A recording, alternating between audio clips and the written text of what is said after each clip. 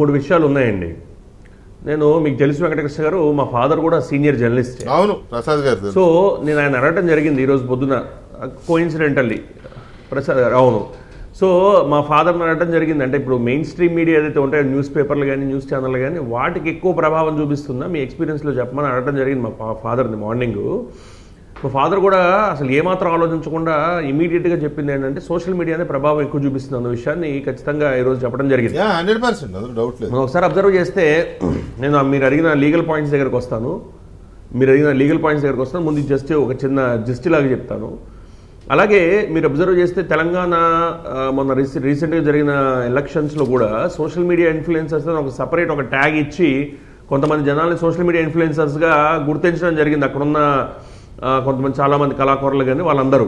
So యాదృచ్ఛికంగా fortunately or otherwise నా పేరు కూడా అందులో పెట్టడం జరిగింది. ఎందుకంటే అక్కడ ఉన్న కొంతమంది సోషల్ మీడియా వాళ్ళకి నేను యాక్టివ్గా వాళ్ళని సపోర్ట్ చేశాను లీగల్గా.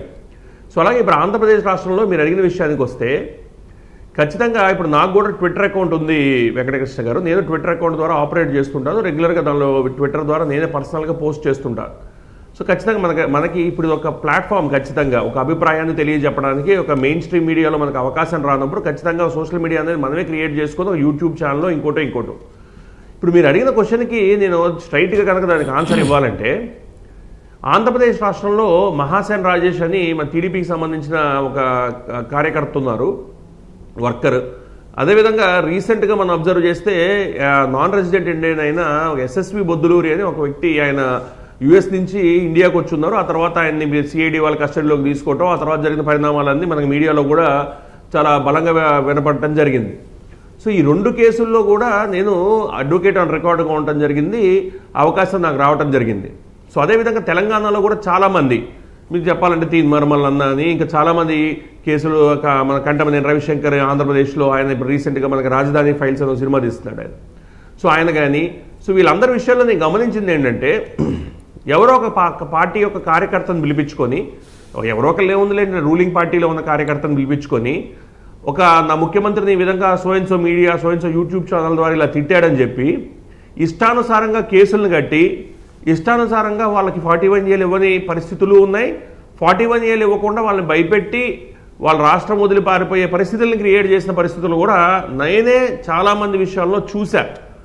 ఇప్పుడు రీసెంట్గా జరిగిన ఒక కేసులో ఎన్ఆర్ఐ వ్యక్తి ఒక ఆయన యుఎస్ నుంచి వెనక్కి వచ్చినప్పుడు రాత్రి ఆయన మీద ఒక ఎల్ఓసి ఉందని, లుకౌట్ సర్క్యులర్ అది ఉంది కాబట్టి మేము వెంటనే కస్టడీలోకి తీసుకోవాలని 41A అనేది అక్కడ ఇవ్వగలిగే పరిస్థితి ఉన్నప్పటికీ, ఎయిర్పోర్ట్లో ఇవ్వగలిగే పరిస్థితి ఉన్నప్పటికీ, అతన్ని శంషాబాద్ ఎయిర్పోర్ట్ దగ్గర నుంచి సిఐడి ఆఫీస్ గుంటూరుకి తీసుకొచ్చి, సిఐడి ఆఫీస్ గుంటూరులో ఆయన్ని పొద్దున్న నుంచి మధ్యాహ్నం వరకు పెట్టుకొని, సరే వాళ్ళ మదర్కి బాగాలేదు కాబట్టి ఇక మీ అందరం అక్కడ ప్రెజర్ పెట్టడంతో ఆయన వదిలేయటం జరిగింది. ఆ తర్వాత తన మీద పాస్పోర్ట్ తీసుకోవటం, ఆ తర్వాత మీరు తర్వాత ఇన్సిడెంట్స్ అనేది మన మీడియాలో కూడా వైడ్లీ రిపోర్ట్ అయ్యాయి. ఆ పాస్పోర్ట్ కోసం మళ్ళా న్యాయస్థానం తలుపులు తట్టడం, వెంటనే న్యాయస్థానం తప్పుబట్టి ఏ విధంగా మీరు పాస్పోర్ట్ సీజర్ చేయకుండా కానీ, లేదా ప్రొసీజర్ సిఆర్పిసి కింద ఫాలో అవ్వకుండా మీరు ఏ విధంగా చేస్తారని చెప్పి పాస్పోర్ట్ తిరిగి ఇచ్చేయండి అని చెప్పడం, అది కూడా అన్ని న్యూస్ పేపర్లో, లైవ్లో లాంటి వెబ్సైట్స్ కూడా కవర్ చేయడం జరిగింది. అదేవిధంగా ఎల్ఓసి ఇష్యూ చేసి అతను దేశం వదిలి వెళ్ళడానికి వీళ్ళు అన్న పరిస్థితిని క్రియేట్ చేస్తే, ఆ ఎల్ఓసిలో కూడా మనం ఆర్గ్యూ చేసి దానికి సంబంధించి ఎల్ఓసి కూడా సెటిల్ చేస్తే ఇప్పుడు ఆయన మన దేశం వదిలి మళ్ళీ తను ఎక్కడైతే పనిచేసుకుంటున్నాడో ఆ దేశంకి వెళ్ళడం జరిగింది. అంటే నేను ఎందుకు చెబుతున్నానంటే, రీసెంట్గా జరిగిన ఇన్సిడెంట్ కాబట్టి నేను ప్రస్తావిస్తున్నాను వెంకటకృష్ణ గారు.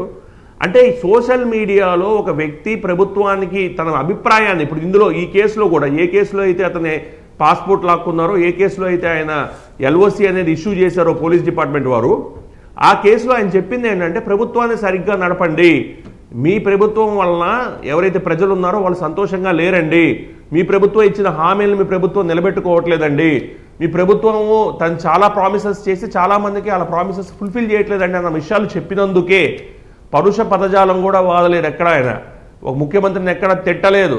అదంతా వాళ్ళు వినిపించడం జరిగింది, చదివి వినిపించడం. ఆ కంప్లైంట్ కూడా, ఆ కంప్లైంట్లో ఎక్కడ తిట్టను కూడా తిట్లా. అంటే నేను చెప్పొచ్చేది ఏంటంటే, ఖచ్చితంగా ఒక వ్యక్తికి తన భావ ప్రకటన స్వేచ్ఛ అనేది రాజ్యాంగం కల్పించిన ఒక హక్కు. ఆ హక్కుని వినియోగిస్తుంటే పెద్దవాళ్ళైన రంగనాయకమ్మ గారి దగ్గర నుంచి, అలాగే సోషల్ మీడియాలో ఎంతోమంది మీద తప్పుడు కేసులు పెట్టడం, లేదా కేసులు బనాయించడం, బనాయించి 41A నోటీసులు ఇవ్వటము, దాని తగ్గ